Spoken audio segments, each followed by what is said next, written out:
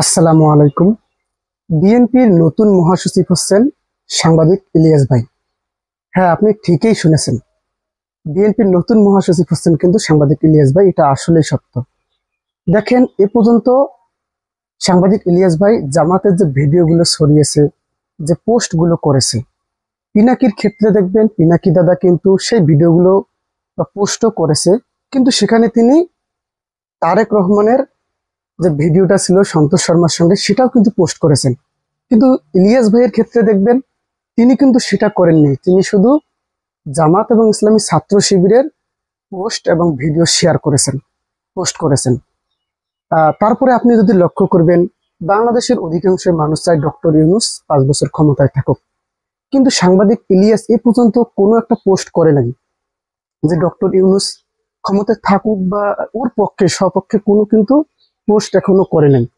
তারপরে নির্বাচন নিয়ে বিএনপি চায় ডিসেম্বরের মধ্যে নির্বাচন, কিন্তু সাংবাদিক ইলিয়াস এই বিষয়ে কিন্তু কোনো মন্তব্য করে নেন। আপনারা কিন্তু লক্ষ্য করে দেখবেন। তাছাড়া আরো দেখবেন সংস্কার নিয়ে সাংবাদিক ইলিয়াস ভাই কিন্তু এই বিষয়ে কোনো মন্তব্য করেন নাই এবং করবেও না আগামীতে। কেননা উনি কিন্তু সত্যি সত্যি বিএনপির নতুন মহাসচিব পদ পেয়েছেন। তারেক রহমান ওনাকে বিএনপির নতুন মহাসচিব পদ হিসেবে নিযুক্ত করেছেন ইলিয়াস ভাইকে, তারেক রহমান। তাছাড়া যদি আপনি লক্ষ্য করবেন, বিএনপি যে এত চাঁদাবাজি, পিনাকি দাদা একাই শুধু লড়ে যাচ্ছে। দেখেন, পিনাকি দাদা জামাতের বিরুদ্ধে লড়ে যাচ্ছে, আবার বিএনপির বিরুদ্ধে, কারণ বিরুদ্ধে না, এটা সত্যের বিরুদ্ধে তিনি বলতেছেন। কিন্তু আপনি ইলিয়াস ভাইয়ের দিকে তাকাবেন, উনি কিন্তু একবারও বলেনি এই চাঁদাবাজি সম্পর্কে। তিনি শুধু মহাসচিব মির্জা ফখরুল ইসলাম আলমগীরকেই আহ, এর জন্য দোষারোপ করেছেন, ভারতের র তিনি। এখানে স্পষ্টই বোঝা যাচ্ছে যে আগামীর মহাসচিব বিএনপিতে সাংবাদিক ইলিয়াস ভাই হতে যাচ্ছেন। স্পষ্ট এখানে কথা। তিনি কেন শুধু মির্জা ফখরুল ইসলাম আলমগীরের বিষয়ে এমন মন্তব্য করেছেন, এখানে একটা ভেবে দেখার বিষয় আছে। এবং তিনি অবশ্যই সিগন্যাল পেয়েছেন জনাব তারেক রহমানের কাছ থেকে যে তাকে খুব তাড়াতাড়ি বিএনপির মহাসচিব পদে বসানো হবে। এই জন্য মির্জা ফখরুলের বিরুদ্ধে তিনি ভারতের যাবতীয় ভিডিও দফায় দফায় প্রকাশ করেছিলেন এবং ভিডিওতে বলেছিলেন। এখন দেখেন, তিনি জামাত ইসলামীর যে নিবন্ধন বলেন, নিবন্ধন এখনো ফিরে পেল না, এরকম বিষয়ে তিনি কিন্তু কোনো মন্তব্য করেননি। তাছাড়া এটিএম আজহারুল ইসলাম এখনো কেন মুক্তি পেল না? যে কয়েকদিন আগে যে শুনানিটা গেল, সেখানে তিনি তার ফেসবুকে আপনি খুঁজে দেখবেন কোনো স্টোরি দেয় নাই, প্লাস কোনো পোস্ট তিনি এই ব্যাপারে করে নেন। শুধুমাত্র বিএনপির ব্যাপারে আসিফ নজরুলকে ভারতের ঘোষণা করেছিল, ঘোষণা করে যাচ্ছিল, যখন বিএনপির নেতাকর্মীরা মুক্তি পেত না। তারেক রহমান যতদিন মুক্তি পায় নাই, খালাস পায় নাই সমস্ত মামলা থেকে, ততদিন কিন্তু দফায় দফায় সাংবাদিক ইলিয়াস আসিফ নজরুলকে ভারতের ঘোষণা করে ভিডিও আপলোড করেছিল, আপনারা অবগত আছেন।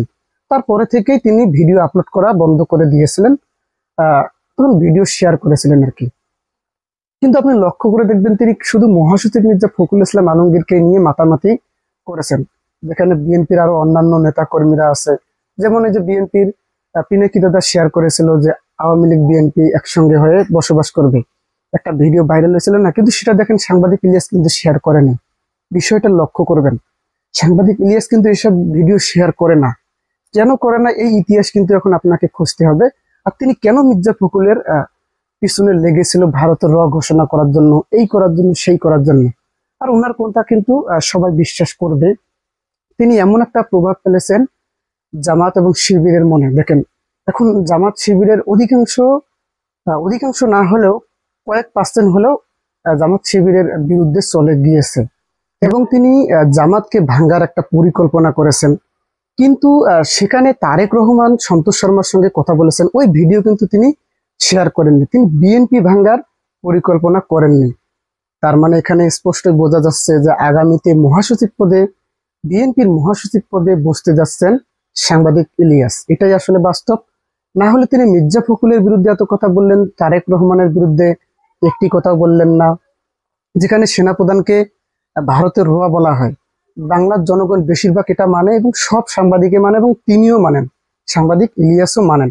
কিন্তু তারেক রহমান যখন সেনাপ্রধানকে নাকি লজ্জিত করা হচ্ছে, টানা হচ্ছে, এইরকম বক্তব্য দিলেন, তিনি কিন্তু তার একটা প্রতিবাদও করেননি, তিনি এ বিষয়ে কোনো পোস্টও করেননি।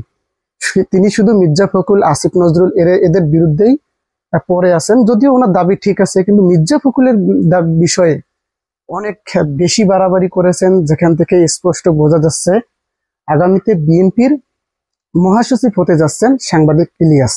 এটা আসলে একটা ভাবার বিষয়। না হলে তিনি কেন তারেক রহমানের, সন্তোষ শর্মার ভিডিওটি শেয়ার করলেন না? তিনি কেন মির্জা আব্বাসের সঙ্গে যে সন্তোষ শর্মার ছবি আছে সেইটা শেয়ার করলেন না? এটাই আসলে ভাবার বিষয়। তো আপনারা আসলে এই বিষয়ে কি মনে করেন?